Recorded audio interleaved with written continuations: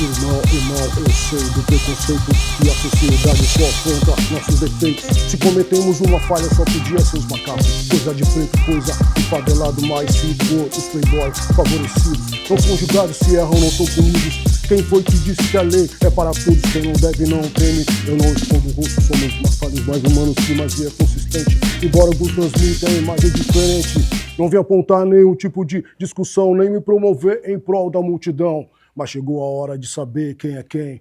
Particularmente eu não sou robô de ninguém. 5% de exceção para os negros que atuam, trabalham na televisão.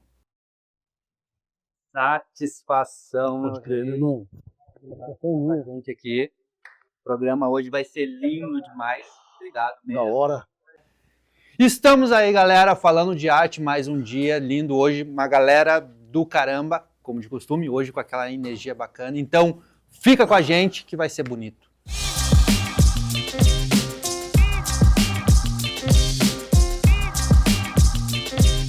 Salve, salve, rapaziada! Eu sou o Trezum, grafiteiro de Gravataí, falando diretamente aqui do Acre, dessa terra sagrada, diretamente para o Arte em Movimento. Vim participar do Arte Grafite Festival, esse evento gigante que acontece aqui no Acre, com muito significado, muita espiritualidade, muita ancestralidade, muita resistência, artistas do Brasil inteiro e até de fora do Brasil. São 2 dias de muita arte, muito grafite, muita poesia, muito crescimento, muito significado e muitas conexões, que no final das contas é o que importa. Confere aí.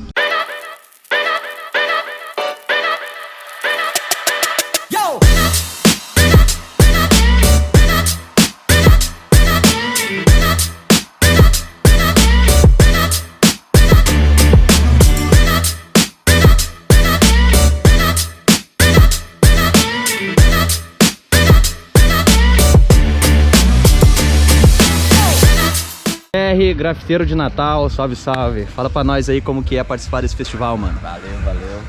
Cara, é muito massa, velho. Assim, vim pro Acre, porque foi meu primeiro grande evento que eu saí de Natal pra algum outro estado. Foi pra participar de grafite, foi aqui no Acre, né? Então, e fui sempre bem recebido. E tô aqui desde o início mesmo. A primeira vez que vim pra cá foi em 2019. Então, todas as edições eu tô aqui. E é um rolê muito massa, assim. Você tá percebendo esse calor aí, mas não é só o calor do sol não, o calor humano aqui, a galera é 100%, velho, muito massa mesmo. Pode crer. É nóis, mano, satisfação total. Valeu, velho. Fechou todas. Aí, mano, Podera. Mesa total. Salve. Grafiteiro do Acre aqui. E aí, mano, como é que é participar desse festival aí? Mano, o festival aí dos caras é sempre sensacional. A qualidade dos artistas também, da união, da parceria mesmo, de vir poder trocar um aprendizado, trocar uma ideia, compor um painel junto, usando várias ideias que às vezes, né, a galera utiliza, nós conseguimos interagir, fazer a mesma coisa. E aí nessa nós vamos se conhecendo, né, vamos pintando junto ali. Né? Fechou. E aí o Resistência, né, mano, o Acre Grafite aí, Resistência, a galera do estado do Norte aqui gosta do dia assim, o sol quente, pelando. Né? De pelar o Cusco, né? Pelar o Cusco. É nóis, mano. Valeu, firmeza total. Estamos aqui com a Nath, uma das organizadoras do evento. Salve, salve, Nath. Salve. Firmeza total, seja bem-vinda. Então, fala um pouco aí do evento e do tema do evento desse ano, que é Floresta Marginal. Bom, a gente está na 4ª edição do Acre Grafite. Todo ano o nosso festival tem um tema. Esse ano é Floresta Marginal Artística Eco, para representar as margens amazônicas, trazer um pouco dessa potência para ecoar, né, como a gente falou, da arte que ecoar de dentro para fora e também de fora para dentro. Então, a Floresta Marginal é esse território sagrado e ancestral e que a gente quer representar isso dentro do nosso festival. Pode crer. E a Central de Slam? Fala um pouquinho sobre a Central de Slam. Cortou? Vai. E a Central de Slam? Fala um pouquinho aí sobre a Central de Slam. A Central de Slam é um campeonato nacional de poesia falada que a gente organiza aqui, né, através desses coletivos, onde vem poetas de todo o Brasil fazer poesia no Acre, trazer sua palavra, né, a sua identidade do seu lugar para esse território. E é um projeto que aqui anda muito lado a lado, né? Grafite e poesia são coisas que não se separam aqui no Acre. Então a cultura urbana é muito reforçada por esses 2 elementos aqui. Show. É nóis.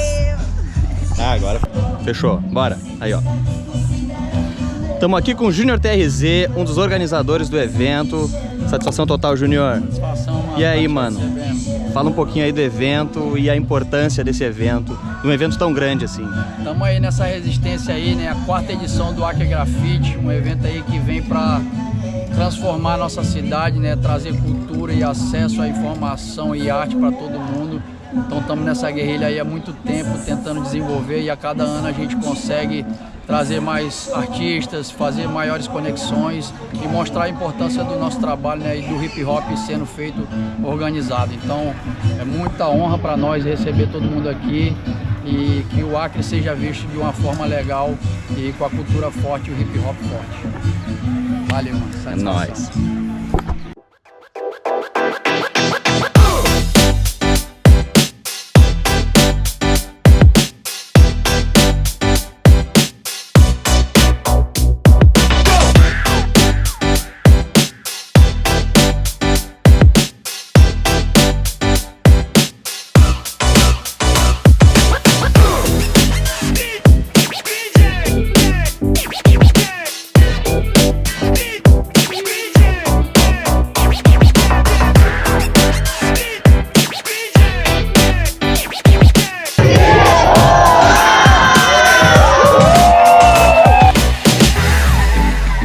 Então é isso aí, rapaziada, o evento tá finalizando, foi um prazer imenso poder ter somado aqui, conhecer o Acre, conhecer o Norte. Com certeza o evento agregou muito mais pra mim do que eu pro evento, tá ligado? Foi muito mais do que tinta na parede, muito mais que grafite. A parada aqui é espiritual, tá ligado? É ancestral, é resistência demais. Vou voltar pra casa agora muito melhor, muito maior artisticamente, espiritualmente, tá ligado? Queria deixar um salvão aqui para a organização, para o Júnior TRZ, o evento estava impecável, o evento estava demais. E é isso aí, 3-1 aqui no Acre, diretamente pro Arte em Movimento. Volto contigo aí, Jackson.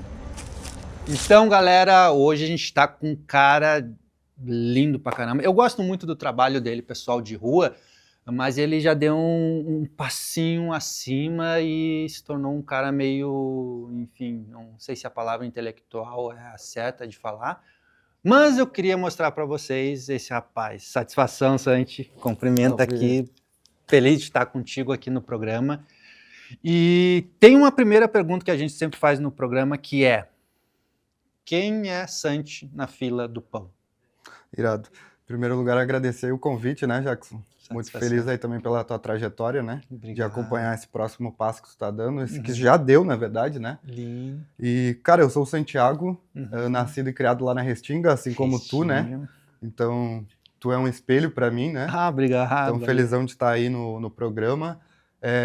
Cara, eu sou um ser humano, assim como outros milhares, tantos que vieram de um bairro periférico, né? E dentro disso, eu comecei, então, a fazer arte sem saber que eu estava fazendo arte, né? Show. Comecei a fazer pichação desde muito cedo, assim, logo que eu virei adolescente, né? Comecei a fazer a pichação, então, andando muito na rua. Aí, depois da pichação, comecei a fazer grafite, que foi na época que a gente se conheceu ali, né? Sim. E aí, do grafite, cara, eu entrei no Ateliê Livre, que era um espaço muito importante da cidade, Bah, que hoje em dia... Sou filho do Ateliê Livre. Também, né? E que hoje em dia, infelizmente, está nessa situação aí que a gente sabe qual é. E aí, dali, cara, eu fui para fazer artes visuais no Instituto de Artes. Então, eu comecei a fazer História da Arte lá, né? E aí, fiz graduação em bacharelado lá. Show. E aí, da graduação, foi um mundo, um universo que se abriu para mim, assim, né? De conhecimento. Então, por que não também um intelectual, né? Sim. E conciliar, então, artista visual como pesquisador também. E daí disso fiz a graduação, fui entrando e saindo de vários projetos, fazendo produção cultural, fazendo montagem de exposição, várias áreas dentro do campo artístico, né? E hoje em dia agora eu estou fazendo mestrado, então, né? No Instituto de Artes Visuais também. Que massa. E Já tem um foco? Sim, estou fazendo História, Teoria e Crítica em Relações Sistêmicas. Então, para entender um pouco como é que funciona o jogo, né? A história. Então, já começamos conversando sobre isso, na real, né? Eu, desde que conheci teu trabalho, lá um tempinho atrás, conheci nesse trabalho já rua, já, na real, né? Um estágio mais, pichação mais do grafite, mas eu sempre percebia que era um grafite, mas era um grafite diferente, né? Sentia que tinha uma essência naquela. Como é que tu chegou nisso? Você teve um espaço, ou melhor, como tu veio da pintura, tipo, por que das coisas, por que tu tá ali, por que pichação, por que grafite, por que essa estética? Isso é claro para ti hoje? Sim, eu acho que foi se tornando claro na medida que eu fui fazendo, que eu fui praticando, né? Uhum. Ainda que eu seja novo, né? Eu sou de uma geração depois da tua, talvez Sim. duas. Tá. Então é isso, eu cresci na rua mesmo, fui acompanhando tu, uma pessoa, o trampo, uma galera toda, né? Que veio antes de mim. E, cara, eu comecei a fazer aquilo, só que tinha uma parada que me incomodava, que era a galera mais velha, que sempre me falava assim, tu precisa ter a tua identidade, a tua marca. Entendo. E aí, com o tempo, na medida que tu vai fazendo aquilo muito, eu fui me incomodando de uma certa maneira, porque eu pintava 2, 3 vezes por semana na rua, mas eu tava fazendo sempre a mesma coisa. Só mudava a cor ou o jeito que o personagem tava. Então, acho que isso foi um fator importante, assim, para eu desbravar outras técnicas, outras linguagens. E aí, dentro disso, é aquela busca, né? De praticar. E aí, os caminhos que vão te direcionando, assim. Então, acho que calhou também de eu ter entrado dentro da história da arte, né? Que aí, como eu falei, assim, explodiu um pouco a minha cabeça. E aí eu fui pesquisando outras referências, outros artistas, outras épocas dentro da história da arte. E aí isso foi me encaminhando, assim, para o que eu tô fazendo hoje mesmo. E hoje em dia, como é que tu vê essa questão do... Tu poderia te fazer um panorama, assim, do tipo, o que eu vivi foi válido, o que eu vivi não foi válido, perdi meu tempo, foi um processo... Enfim, hoje eu estou no caminho certo, é isso que eu quero, me abriu, valeu, era isso mesmo. Tu consegue parar para fazer essa reflexão? Sim, todo dia, né? A gente acorda pensando nisso e a gente vai dormir também pensando nisso, né? Então, cara, sem dúvida valeu essa experiência, porque eu acho que isso é o que me diferencia dentro da academia, né? Essa trajetória, essa vivência de rua, que eu vejo que a maioria dos meus outros colegas não tiveram, assim. Então, com certeza valeu a experiência, valeu todos os erros. E no fim, todos os erros somaram acertos, né? Quem é o Santi hoje? Com certeza, cara, com certeza. Então, valeu muito a pena, assim, essa trajetória. Eu tenho o maior orgulho, né, de ter vindo lá da Restinga e de ter passado por tudo isso até chegar onde eu tô. Então, eu sempre falo para as pessoas também que eu me considero uma ponte dentro das artes visuais, né? De dialogar com esses dois mundos, assim, de pensar as artes visuais como um campo mais elitizado e que socialmente é visto como mais intelectualizado e mais profissionalizado, e de um outro lado um grafite, a pichação, que existe todo um preconceito, mas que também na verdade virou um produto isso, né?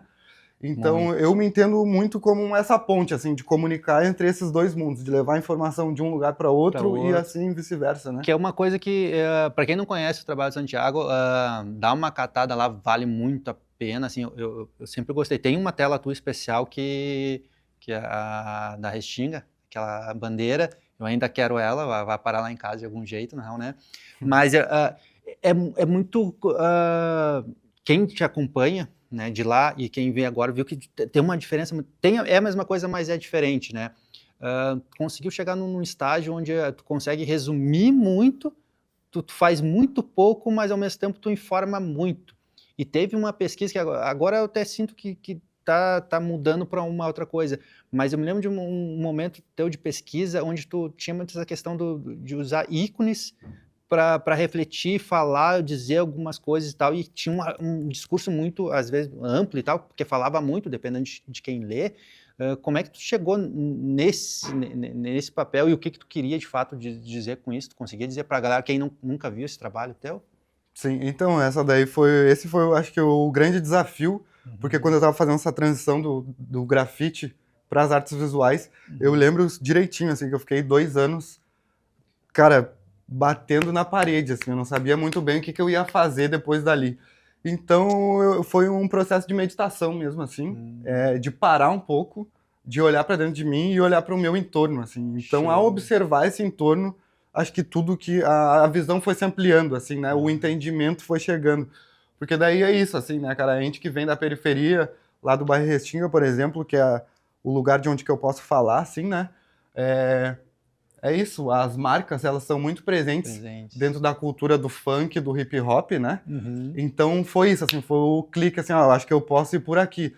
E aí, cara, pensando que a gente vive nesse mundo capital, né? Capitalista e sistemático também. Então pensar isso, assim, pensar através desses símbolos, desses ícones e desses signos, como que eu conseguiria comunicar com todo mundo, não só pessoas que estão dentro da academia, da universidade, mas também na periferia, né?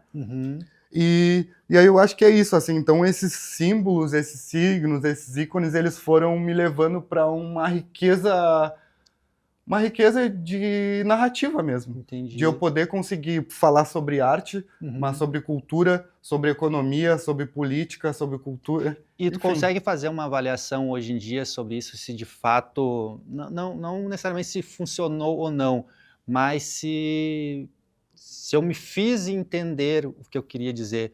É que o grafite, pelo menos, tem muito essa questão do jogar pra rua e às vezes ser meio avulso, né? Na academia já eu sei que tem uma história de não necessariamente, tu tem que dizer alguma coisa específica, né? Com esse teu trabalho, tu consegue hoje em dia fazer uma reflexão do tipo, eu me fiz entender com o meu trabalho ou não? Isso aí foi só um estágio que tá, beleza, eu aprendi muito com isso e agora nesse outro trabalho eu uso esses erros, esses acertos e vou para outro estágio? Tem como dizer? Cara, eu acho que um grande termômetro são esses momentos de tu falar com as pessoas, né?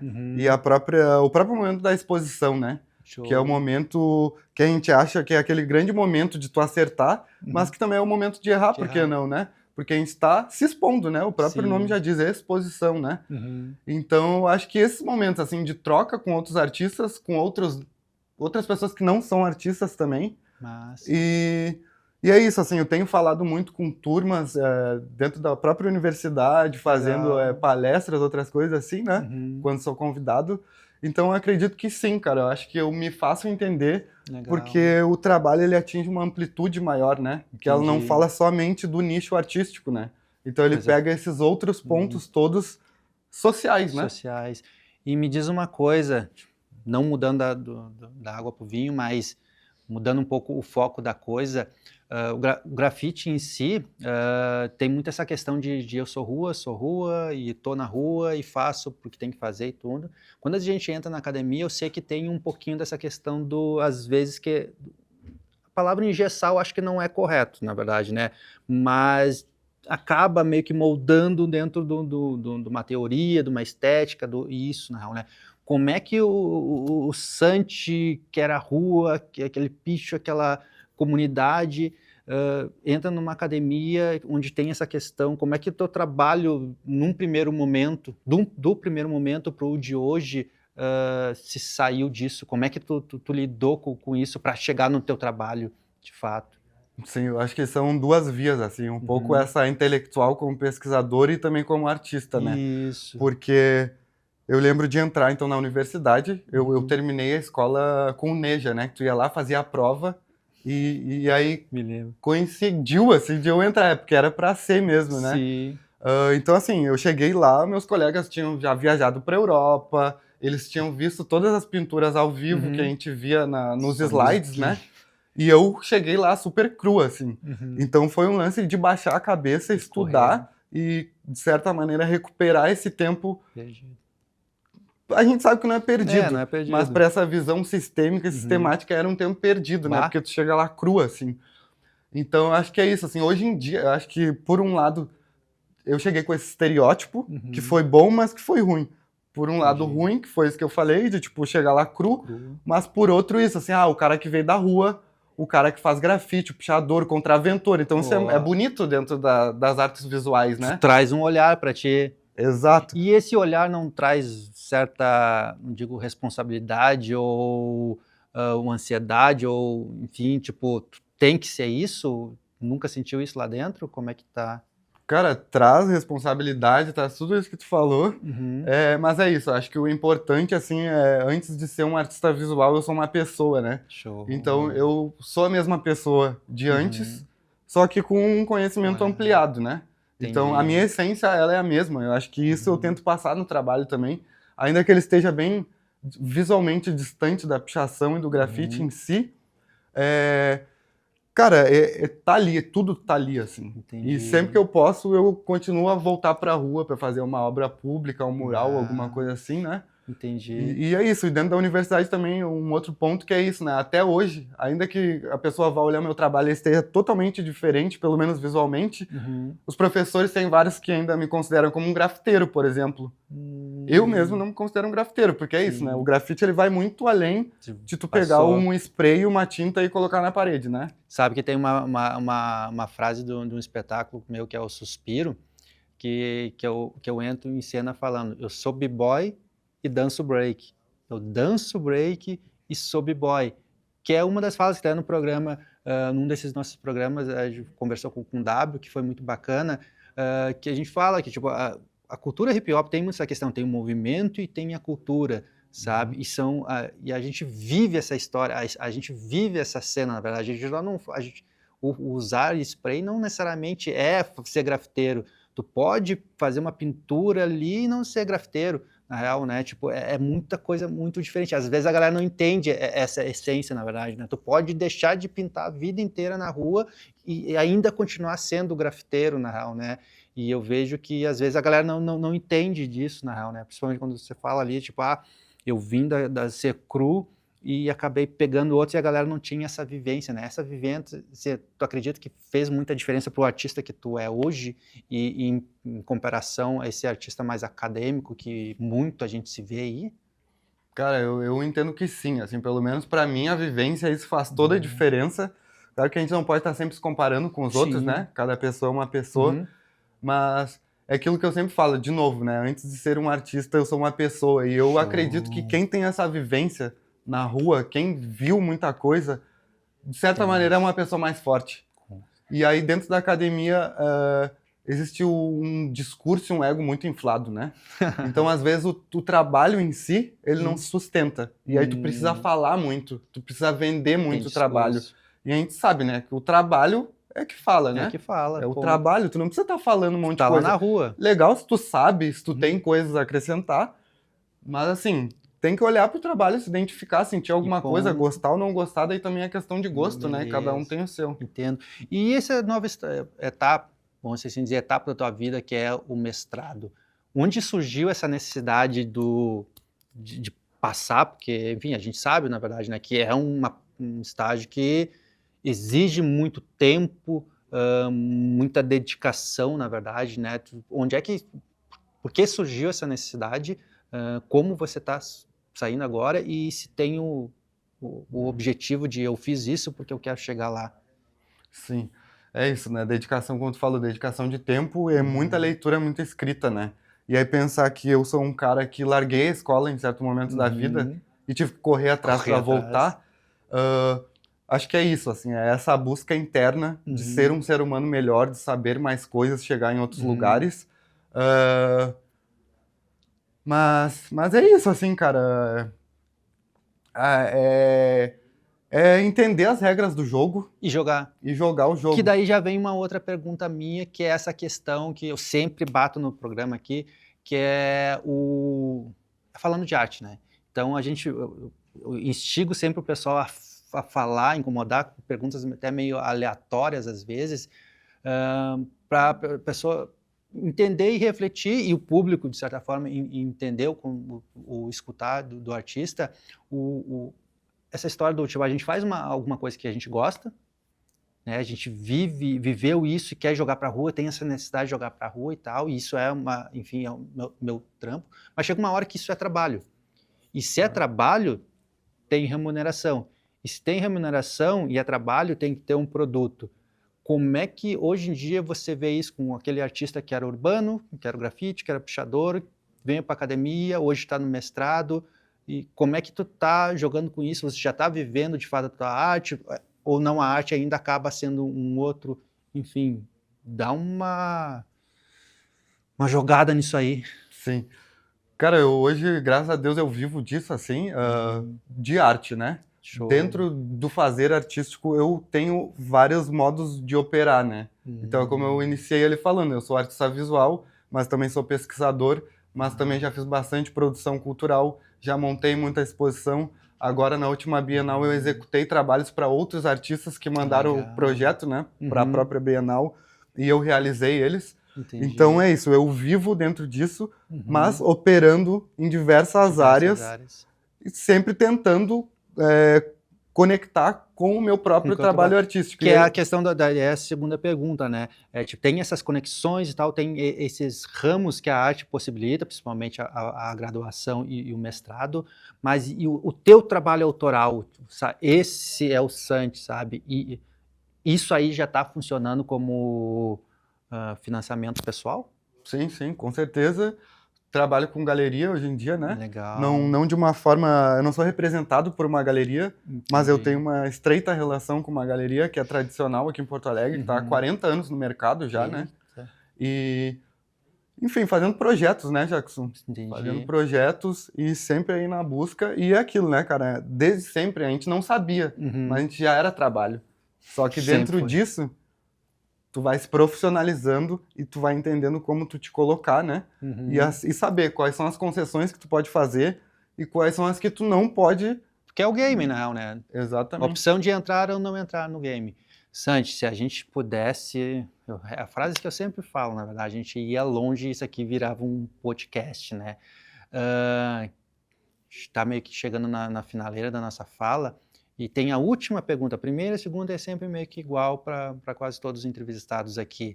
Santi daqui 10 anos. Cara, essa é uma pergunta que é difícil um pouco de responder para mim, porque eu busco sempre viver um dia após o outro, né?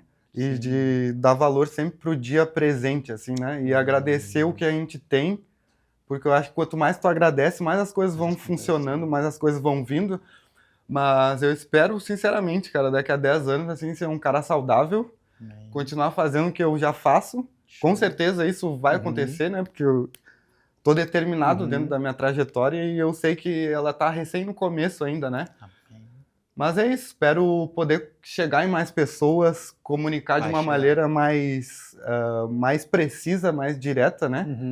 E é isso, cara. Show de bola. Então, para finalizar aqui, eu queria que tu deixasse uma dica para a galera. Tua última palavra, mas assim, ó, olhando para aquela câmera lá. Bom, então a mensagem que eu acho que eu posso deixar é para que você acredite em você mesmo, para que você se valorize e a partir do momento que você passa a se valorizar e se acreditar no seu potencial e na sua força, determinar bem os objetivos, saber de onde tu veio, para onde tu quer chegar e trabalhar, porque aí a própria vida, a própria caminhada vai te mostrar o caminho. Amém. Meu rei, satisfação, brigadão, Santi mesmo, por tudo. E meu povo lindo, a gente não acabou, mas eu quero que vocês fiquem um pouquinho mais desse ser iluminado, então eu fico com vocês, Arte em Movimento.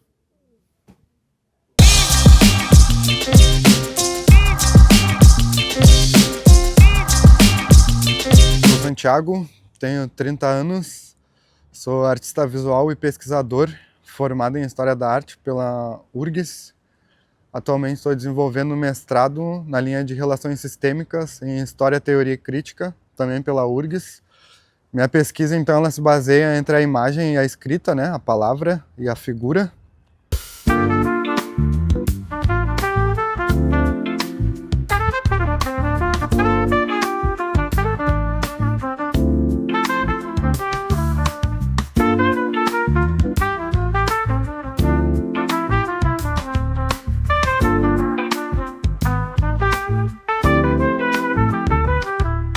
Então eu comecei a fazer arte antes mesmo de saber que eu estava fazendo arte, né?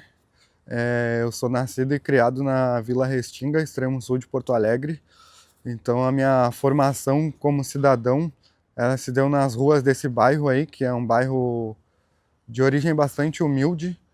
E dentro disso, então, desenvolveu uma necessidade, um desejo de estar dentro daquele ambiente e de me expressar. Foi a maneira que eu encontrei, digamos assim, de existir, né? De ser alguém. E aí eu comecei então fazendo pichação nessas ruas, aí depois fui fazer grafite, aí fiquei um tempão fazendo grafite.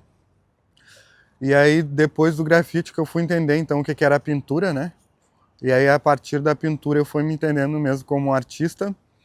E hoje em dia eu me considero um artista contemporâneo experimental, que trabalha diversas linguagens dentro da produção, assim, que vai então da instalação à fotografia, e vou trabalhando com diversas linguagens, diversos materiais dentro da minha pesquisa e da minha produção, também fazendo uma ligação a esse começo, né, ao meu contexto de origem. Então eu vou me apropriando de imagens, de objetos, de materiais e de materialidades para criar então novos objetos e para discutir então essas relações entre arte, cultura, política, economia e por aí vai.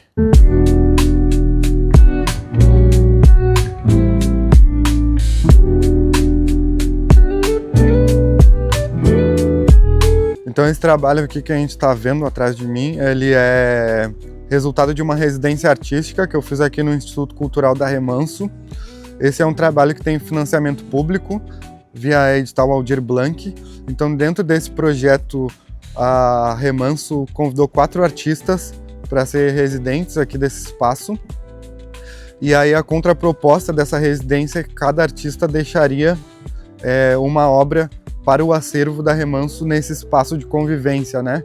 Então, o resultado da minha residência, que foi uma residência basicamente baseada em conversas com outros artistas, com curadores e outros agentes do campo, mesmo esses agentes que costumeiramente não são vistos dentro dessa estrutura hierárquica, né, do campo artístico. Então, zeladores, pessoal da limpeza, pessoal da segurança. E aí durante esse 1 mês eu fui fazendo então várias conversas para pensar o próprio campo artístico da nossa cidade, né, Porto Alegre. E aí depois desse 1 mês de conversa e ao longo também desse 1 mês, eu fui pensando em imagens que pudessem simbolizar essas conversas que eu tive com esses agentes do campo. E aí surgiu essa imagem que está logo aqui atrás, que eu dei o título para ela de Meu Reino Não É Desse Mundo, Capital Simbólico.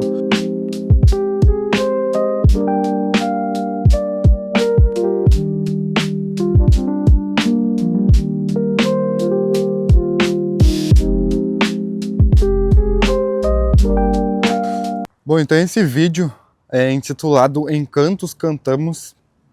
Ele é um compilado, vamos dizer assim, uma síntese da minha trajetória, da minha narrativa enquanto artista até aqui, assim. Como eu falei, né, eu comecei a fazer arte sem mesmo saber que eu estava fazendo arte, não tinha esse conhecimento, assim. Então esse vídeo, ele faz uma espécie de círculo, assim, que ele começa mostrando um pouco da minha produção, já tendo um ateliê aqui no centro da cidade, já estando na universidade. E aí, a partir disso, ele busca falar sobre a modernização, o projeto de modernização da cidade de Porto Alegre, né? E eu, como um artista que nasci, me criei e me formei no bairro da Restinga, que é a periferia da cidade, lá no extremo sul, longe desse centro onde que eu vivo agora, fala um pouco da criação do próprio bairro, assim, né? Essa é uma videocolagem e que eu vou sobrepondo várias imagens, por isso videocolagem, né? É como se fossem várias cenas, umas coladas sobre as outras. E aí fala um pouco, então, do nascimento do meu próprio bairro, assim, que é o bairro da Restinga, né? Que existia o bairro Ilhota, no centro de Porto Alegre, localizado próximo ali ao Tesourinha, Cidade Baixa. E aí, com esse projeto político de modernização da cidade, a polícia militar expulsou aquelas pessoas pobres e pretas daquele bairro por ser uma zona central da cidade. Então, esse projeto político entendia que aquelas pessoas não poderiam estar ali nesse ambiente que viria a ser modernizado, né? Então, as pessoas foram literalmente expulsas desse bairro da Ilhota e foram largadas, deixadas, jogadas naquele bairro que inicialmente ele estava sendo construído para ser um bairro industrial na nossa cidade, né? Por isso que ele era muito longe, porque as pessoas então sairiam da zona central da cidade para ir para as fábricas deslocadas do centro e aí no final do dia voltavam para suas casas, né? E aí então, com essa movimentação, diversas pessoas pobres foram se acumulando e sendo acumuladas nesse bairro pobre. Assim. Então, por isso que a Restinga hoje em dia é um bairro gigantesco e super populosa. E aí, estando longe da cidade,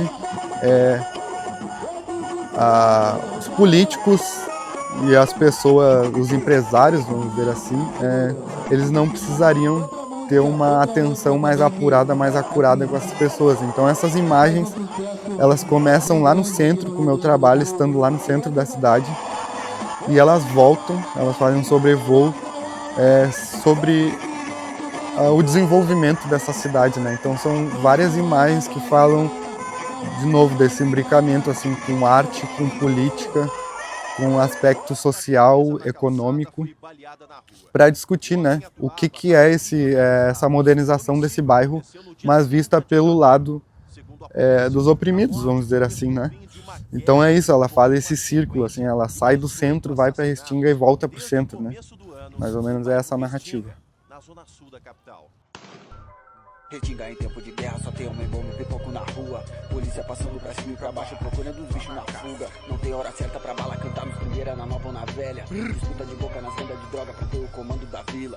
Curtir os baile era bom, só que o problema vinha na saída. Os mano tudo encapuzado, mó cara de mal com 40 na cinta. Eu sempre esperto, já saio mais cedo, disparo com a nova do baile. Enquanto eu transo, chacina pegando, só vejo alertar no meu zap. E aí, moleque, velho?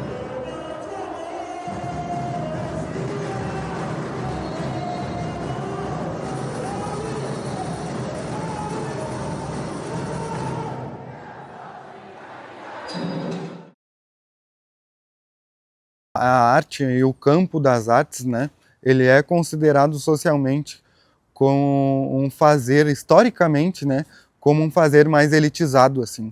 Então, desde o modernismo e da modernidade da humanidade, e agora, sobretudo, com a contemporaneidade, né, o período da arte contemporânea, a arte, de certa maneira, ela se aprofundou muito, mas isso, no meu ponto de vista, gerou um efeito colateral, assim, que então muitas pessoas deixam de frequentar museus, de irem em galerias e espaços de arte, porque elas não se sentem convidadas, elas sentem que não compreendem, né, o que é arte. E eu acho que isso é um grande equívoco, tanto de quem faz e produz arte, como de quem é o receptor desses trabalhos de arte, né, porque acho que não é muito sobre entender, mas sim sobre o que se sente ao ver arte, né? Então com certeza existem profissionais que trabalham com isso diariamente e têm um conhecimento mais aprofundado, mas acho que é mais sobre sentir do que sobre saber, né? E, assim, cada ser humano vai ter uma percepção diferente, a gente nunca vai ter uma concordância extrema, assim, né? Então, eu acho que é isso, assim, é mais sentir do que saber sobre arte.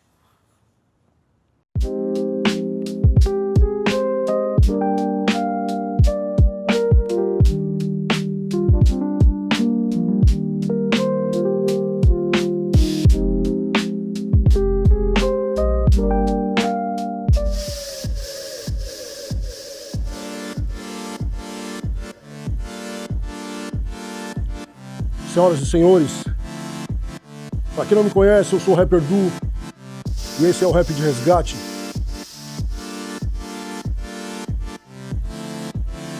Só porque,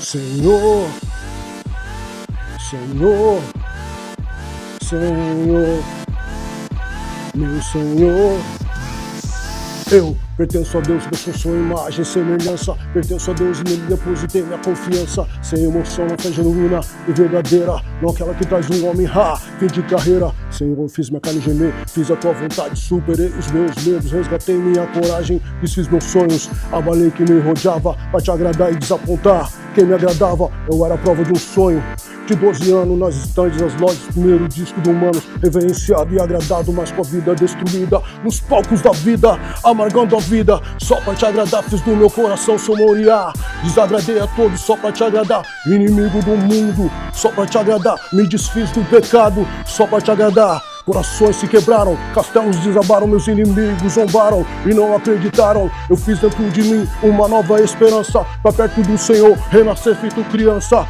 Templo do Espírito Santo, agora eu sou. Jesus Cristo é meu Rei, meu eterno Salvador. Templo do Espírito Santo, agora eu sou. Jesus Cristo é meu Rei, meu eterno Salvador. Templo do Espírito Santo, agora eu sou. Jesus Cristo é meu Rei, meu eterno Salvador. Então templo, templo, templo, templo, templo. Senhor, Senhor, Senhor, meu Senhor, Senhor, Senhor, Senhor, meu Senhor. Bendito seja o céu lindo e a natureza ao meu redor. As coisas de Deus é bem melhor. Os pássaros são os cantores sem cachê. Cantam pra mim, cantam pra você. Senhor, estava cego, que não enxergava, que quando parecia só comigo lá estava. Quando eu chorava, minhas lágrimas enxugava. Mesmo antes de eu nascer, provou que me amava. Eis-me aqui inteiramente em teu altar. Em espírito e em verdade eu nasci pra te adorar. Se for preciso, eu aposento o microfone. Se for preciso, escandaliza até meu nome. Senhor, faça de mim a sua igreja forte, um atalaia aprovado e não somente um homem forte. Quer engrandecer seu ministério? Eu quero louvar a ti, clamar a ti. Eu quero o meu refúgio, minha fonte de águas vivas. Só pelo Senhor eu entrego a minha vida. E meu refúgio, minha fonte de águas vivas. Só pelo Senhor eu entrego a minha vida. E meu refúgio, minha fonte de águas vivas. Só pelo Senhor eu entrego a minha vida. Templo, templo, templo, templo, templo. Senhor, Senhor, Senhor, meu Senhor, Senhor, Senhor, Senhor, meu Senhor. Esse é o rap de resgate, rapaziada. Pode crer, irmão. Satisfação. Na hora. Em casa aí do. Ô, Se achei que se gratidão. Então, minha aí, poder Bah. receber o convite aí de vocês aí. eu que fico feliz e tal, né? Te admiro desde, enfim, esse timbre aí, desde Manos do Rap lá Pode atrás, crer. é inquestionável. Mano, Tu família. escuta, a coisa já, plum, Pode já crer. vem, né? Tem uma primeira pergunta que a gente sempre começa essa entrevista, que é: quem é Du na fila do pão? Então, quem é dono na fila do pão? Achei da hora essa pergunta aí. Massa. Então, o que que acontece? O Du é um cara sonhador, né? Mas, Sonhador, sou visionário, né? Tem uma visão mais ampla, uma visão além do alcance aí. É, claro, não desprezando a visão dos demais aí, né? Sim. No meio do meu ciclo, no meio da minha rapaziada do hip hop. Mas eu tenho uma visão bem ampliada, assim, sou um cara família, né? show. Sou um cara família, não...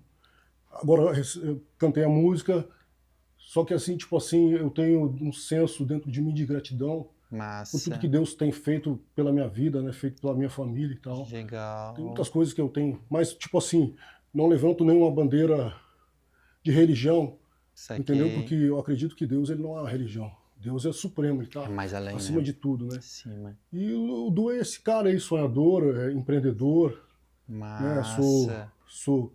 Sou escritor. E quando começou esse tino de eu vou música? Música, cara, poxa, a gente tá um bom tempo aí na música aí. São mais de 30 anos aí fazendo som, né? Eita, Fazendo um som, tempo, eu né? motivado pelo meu primeiro show de rap que eu vi, primeiro Rock in Rio, eu vi o Rum DMC. Caraca, foi longe, hein? É, então, o primeiro show que eu vi, que eu fiquei fascinado, cara, aqueles 3 caras cantando, os MC cantando ali, quando vê, trocava de MC, aí virava DJ, cara, eu falei, nossa, mano, eu quero fazer isso, cara, quero fazer isso. E eu morando na Zona Norte de Porto Alegre, numa vila chamada Vila Respeito, na época era uma das vilas mais violentas, se não era a mais violenta dessa região ali, e eu convivi ali, e a partir do momento que eu vi esse show, eu falei, poxa, eu quero me expressar dessa forma, mas ainda não conhecia nada nacional. Entendi. Aí depois, aí procurando informação, né? Não é que nem hoje, a gente tem informação no internet, Google. Isso, eu descobri um grupo de rap chamado, uma dupla, na verdade, chamado Taíde DJ1, cara. Aí aquilo ali mudou a minha vida, né, cara? Mudou, agora já vem pra nós. Mudou meu pensamento, mudou tudo. E a partir desse momento, eu comecei já a fazer as minhas primeiras letras, né, e tal. E nessa época, ainda o Du era sozinho? O Du já era o Du que a gente vê hoje? Ou não? Como é que foi esse teu início? Nessa época aí a gente querendo se expressar, né? Colocar nossos anseios, falar para o público o que está acontecendo aqui no nosso bairro, na nossa favela, na nossa vila. Show. Eu decidi começar a fazer as minhas primeiras letras. Na verdade, meu irmão já fazia primeiro, né? Meu irmão, eu comecei o grupo chamado Manos do Rap com meu irmão de sangue, que é o Alex. Show. Aí a gente formou o grupo, chamou uma rapaziada para fazer parte. Começamos a fazer show aqui, fazer showzinho ali e tal. Aí fizemos a nossa primeira gravação, levamos para um programa de rádio que tinha na época, né? Sim. E acabou dando certo, cara. Deu muito certo. Me lembro que bum! A rapaziada começou a gostar da nossa música, começou a pedir na rádio e a coisa começou a tomar uma proporção maior e tal. Só que nesse tempo, o meu irmão acabou saindo, aí vem o Curumim. Curumim, né? tá. Curumim, que é um... Curumim já é a segunda versão, então, do Manos do Rap? Na verdade, o Curumim é a segunda versão, né? Teve a primeira versão, que era outro DJ, aí, no caso, no lugar do Curumim era o meu irmão e eu, né? Tá. Aí saiu o Curumim, aliás, saiu o meu irmão, entrou o Curumim, saiu outro DJ e entrou o DJ Anderson, que tocou com a Lords, né? Sim. E hoje em dia toca com o Ultraman também. E toca também no Manos, né? O Manos, na verdade, a gente não acabou o Manos, a gente deu um tempo. Funciona mais como projeto mesmo. Exatamente. Recentemente até a gente fez alguns shows aí e tal. E estamos preparando um disco comemorativo, né, de 30 anos. Por favor, lembra da gente e traz pra cá, por favor, né, cara? A gente tá se programando, tem umas músicas da hora, que já estão prontas, né? Show. E daqui a pouco mais a gente vai estar subindo. Saquei. E estamos nesse projeto, né? Mas por enquanto eu sigo com o meu projeto solo, né? E fala um pouquinho mais do teu projeto solo, na verdade. A tua... Esquecemos Manos do Rap, do Persona. O que é tu escrever, do que é o teu projeto, o que você quer como missão de mundo? Desenrola um pouquinho isso pra nós. A minha missão, cara, depois de fazer tanto rap, cara, e ver vários acontecimentos, infelizmente, o que me moveu a falar de outros assuntos diferentes, os quais eu falava com Manos, foi de ver tanto jovem se perdendo, cara. Jovem se perdendo no mundo do crime, no mundo das drogas e tal. Aí, o Manos Rap fazia um rap bastante contundente, né? Mas tinha uma mensagem positiva. Sim, uma mensagem bacana. Mensagem positiva, mas eu pensava assim, por ver tanto evento, digamos assim, de cunho negativo, eu comecei a buscar outras fórmulas, né, de escrever, cara. Porque, tipo assim, na maioria das vezes, no passado, nós apontávamos bastante o problema, né? O problema da sociedade, o problema da periferia, mas a gente não mostrava a solução. Quem sabe, talvez, nós mesmos não sabíamos onde é que estava a solução. Então, a partir dessa vivência, do tempo que eu passei a fazer música, né? E andando num lugar aqui, eu ali fazendo show e tal, vendo a vivência, né? Convivendo mais com as pessoas. E daí, sozinho, eu percebi que eu precisava, já que o Manos deu uma parada, a gente resolveu dar uma parada, eu precisava levar algo construtivo, eu precisava mostrar o problema, mas também mostrar a solução. Que, de certa forma, é uma coisa... Aí muda o jogo, na verdade, né? Mudou totalmente, cara. Hoje eu tenho relatos fenomenais aí de jovens e famílias aí que tiveram suas vidas restauradas. Tem gente que diz assim, eu não acredito que música salva. Mano, música salva, mano. Música salva. Eu tenho... Até tem um que eu guardo dentro de mim, no meu coração, que foi agora recentemente. Um rapaz lá de São Gabriel. Ele estava disposto, por causa de uma depressão muito elevada, ele estava disposto a se matar, tirar a própria vida. Aí ele falando para mim, ele pegou o carro e saiu e foi atirar o carro junto com ele, dirigindo, desfiladeira abaixo.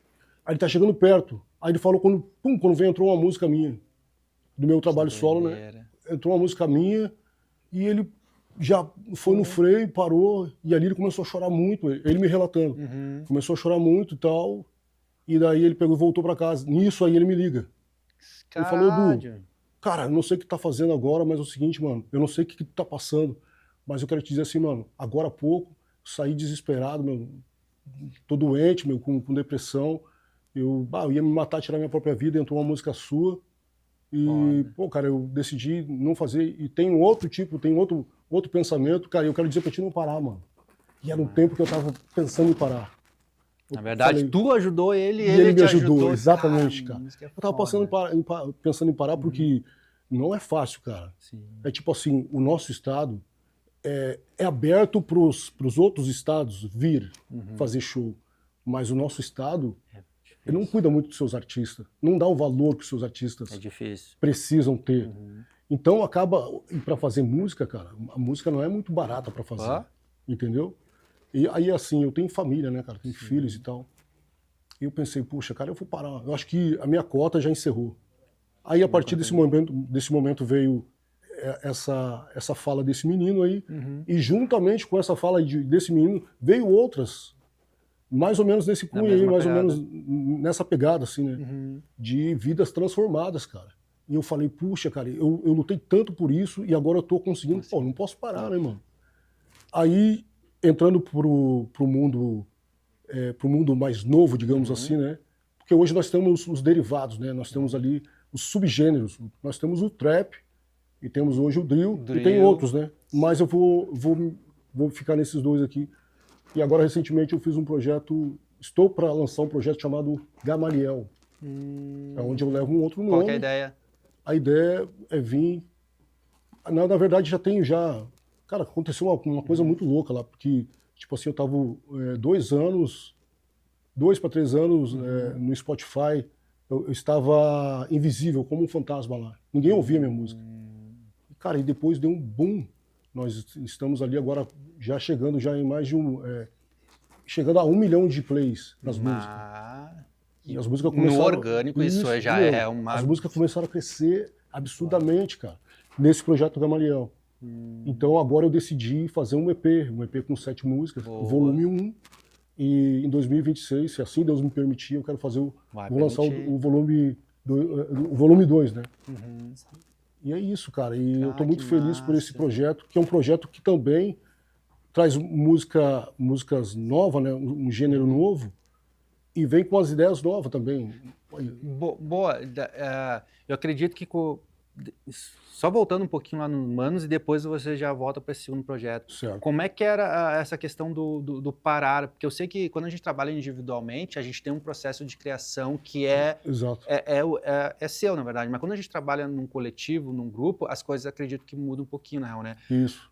Fala pra gente assim, como é que era esse processo dos Manos para escrever, para compor, para criar, o porquê das criações e como é que é esse processo de criação e objetivos com esse projeto novo agora? Cara, o nosso jeito de escrever é um jeito até muito legal, cara.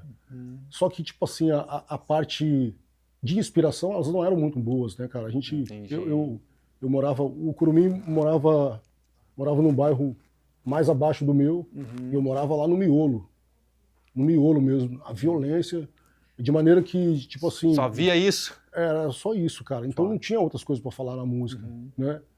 E então nossas inspirações ali na hora de escrever, era sobre o que estava acontecendo, o que está acontecendo na minha vida, o que estava acontecendo no Curumim, englobando todo o nosso bairro, né, o nosso contexto ali, falando do que estava acontecendo ali e tal. E a gente pegava, eu e Curumim, às vezes a gente escrevia junto, às vezes eu fazia minha parte, enviava para ele, aí ele, poxa, já canetava ali, a gente ia pro estúdio. DJ Anderson, baita do monstro, cara. Eu era vizinho dele, na verdade, eu morava no prédio do lado dele, assim, na verdade. Cara, se tem um DJ e produtor, cara, que é monstro, mano. Gente boa, biblioteca ambulante, nossa, na verdade, cara, aquela parede de vinil dele. Mano, eu tive um privilégio, assim, que era um diamante, cara, nem era ouro, era o diamante mais caro, Curumim e DJ Anderson, cara. Os caras mais monstros que eu já conheci, cara.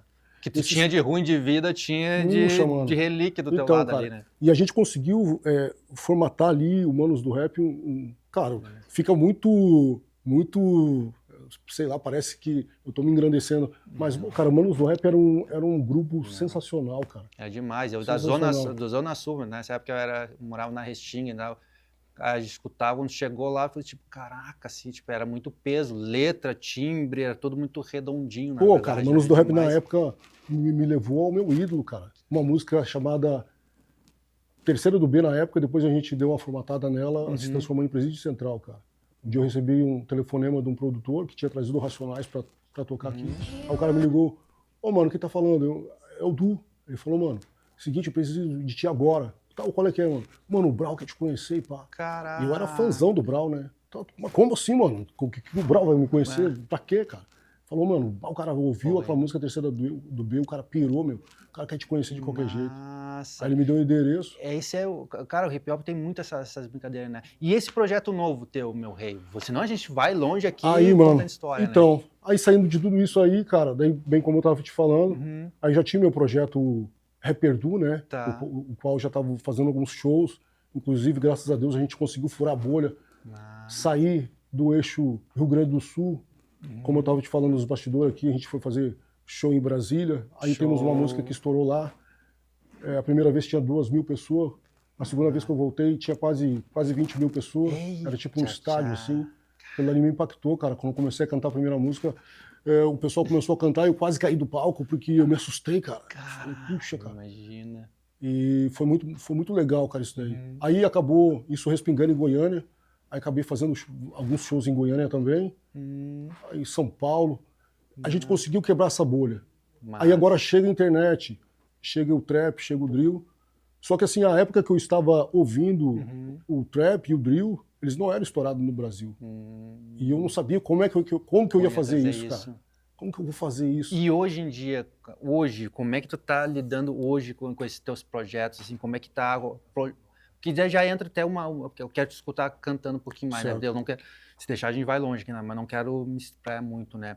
Como é que tá os teus projetos hoje? E já me responde, antes de fazer o último som pra gente, daqui 10 anos. Cara, daqui 10 anos, cara. Pô, cara, eu quero ter falado sobre essa mensagem que salva as pessoas, Amém. Que faz um cara que ia se matar, tirar a própria vida, ter vida. Cara, tem um monte de jovem ouvindo música aí, muito jovem depressivo, cara, muito jovem pensar em tirar a própria vida, cara. Tem pessoa que, nesse âmbito, assim, ela conversa contigo, ela consegue te abraçar, ela consegue rir, mas quando ela chega em casa, cara, ela coloca a cabeça sobre o travesseiro, só ela sabe a dor que ela carrega, e ela não entende o porquê. Eu sei o porquê, meu. E eu vou dizer, não é uma questão de religião, cara. Todo ser humano que vive a sua vida, se ele é cantor, se ele é artista, se ele é arquiteto, enfim, se ele é empresário, se ele tem a vida dele, cara, e não tem Deus, mano, essa é a chave que falta para todo ser humano encontrar a verdadeira paz, mano. E não é uma questão de religião. Eu sei que tem pessoas despreparadas, né, que acabam fazendo com que a coisa seja assustadora. Puxa, Deus, será que eu vou virar um Bíblia? Eu vou virar um... Não, cara, não tem nada a ver. Isso são pessoas desinformadas, pessoas que não estudam, cara. Cara, eu não quero entrar nessa questão profundamente, mas se você olhar, cara, a história de Jesus Cristo, mano, é totalmente diferente do que prego aí, cara. Jesus era um cara bom, cara. Era um cara que amava as pessoas, que trazia as pessoas para perto. E eu conheci essa pessoa, esse ser humano tão incrível, cara. Então, porque eu vejo que está muito presente nesses teus últimos trabalhos, na verdade. Está muito presente, cara. Eu cheguei à conclusão, a gente estava falando para minha esposa, que eu não consigo mais escrever alguma coisa sem falar nele, cara, por causa da gratidão. E não é uma questão de fanatismo, entendeu? Eu sou um cara muito equilibrado nessas questões, até porque eu preciso mostrar para a pessoa que me acompanha, que gosta da minha música, que eu não sou um cara fanático. Que a igreja mesmo, a igreja física, ela não salva, cara. Ela é um lugar para a gente se reunir para agradecer a Deus por tudo que ele tem feito. Para juntar a família, Isso, juntar famílias e tal, para dizer para ele, poxa, muito obrigado pela vida, hoje eu acordei, eu tô vivo. Cada um de nós aqui recebeu um milagre de Deus hoje. Mas como, Du? Eu não vi. Cara, tu acordou respirando. Tuas pernas, tem gente que não tem perna, cara. tua energia, tem gente que não tem braço, tá mano. botando. A gente só tem que agradecer. Então, essa é a minha gratidão.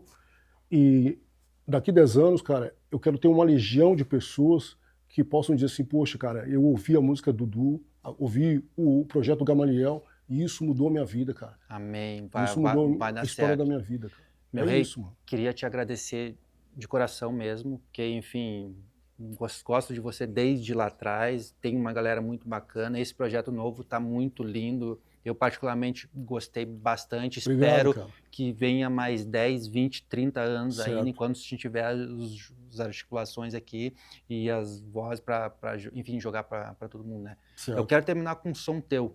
Beleza, cara. Antes disso, galera, quero agradecer o programa hoje, enfim, foram 2 pessoas com, nossa, um conhecimento do caramba, assim, faixas de idades distintas, mas de conhecimento e de um coração muito especial, né? Esse é o Falando de Arte, né? É a gente conseguir mostrar o potencial em várias, enfim, várias frentes, né?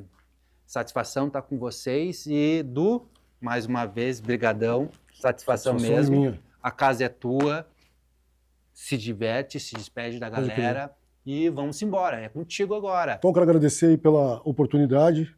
Deus abençoe a vida de todos vocês, de você que está em casa também, ó. E usem 25D, ó. 25D Wear. Vamos lá, eu quero o meu. Pode crer. Quero o meu, já tô cobrando aqui agora. Feito. Vamos de som, então. Rapaziada, se eu chorar aqui, desconsidere isso. Essa música eu fiz pra minha mãe. Faz 2 anos que a minha mãe faleceu. Eu vou tentar. 47. Esse é o arquivo. Mãe, que saudade de ver a senhora me esperar no portão. Cada vez que eu me lembro, desperta uma dor no meu coração. A senhora foi embora e com a senhora um pedaço de mim. Eu nunca pensei que te amasse tanto assim. Outro dia eu peguei o caderno e ali anotado estava o projeto de vida e pra senhora dar uma casa. Não tem sido fácil conviver com a tua ausência. Eu tenho chorado bastante pelo vazio da tua presença. Mãe, que saudade, mãe.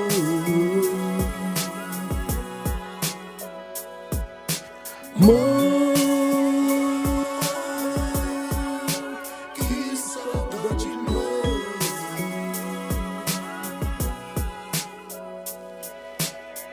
Mano, é o seguinte, ó, que a Nena me ligou agora, tentou entrar em contato contigo, que a mãe piorou e aí os doutores disseram pra tia Nena que lá pelo Presídio, a situação dela, como tá indo o negócio, diz que ela não vai passar de hoje. Daí eles já facilitaram lá a entrada das pessoas que querem subir lá para se despedir dela, porque ela não vai passar de hoje. Tenho saudade dos puxões de orelha e carinho. Com a senhora por perto não me sentia assim, tão sozinho. Agora sem Arinemeiro que me sustenta o joelho. Quando estou triste eu peço a Deus um conselho. Eu nunca mais vou esquecer o último louvor que eu e a senhora e o mano cantou. De mãos dadas nós olhávamos pela janela. O coração e a chuva nos despedia dela. Que saudade, mãe.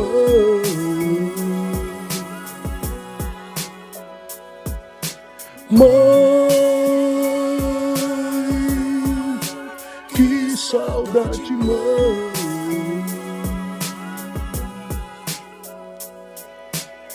É o seguinte, em Êxodo 20:12, a palavra de Deus diz: honra o teu pai e tua mãe para que Deus disse para o nome da terra. Talvez você tenha guardado mágoa do seu pai e da sua mãe por um motivo ou outro. Não é bom isso, nem pra você nem pra eles. Aonde você estiver agora, se tiver sua mãe, seu pai, dê um abraço nela, dê um abraço nele. Diga pra ela e pra ele o quanto você ama, quanto eles são importantes pra vocês. Enquanto eles estão aqui, é de um jeito. O dia que eles saírem da vida de vocês, vai ser outra forma. Liga pra sua mãe se ela não estiver presente, manda um WhatsApp pra ela e diga que ela é a melhor mãe do mundo, o melhor pai do mundo. É isso.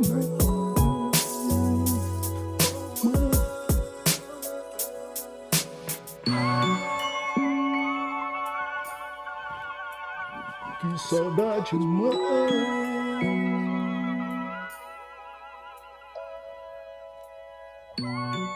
É o rap de resgate. Muito obrigado aí a todos vocês. Até logo. Obrigado pelo convite, satisfação. Deus abençoe.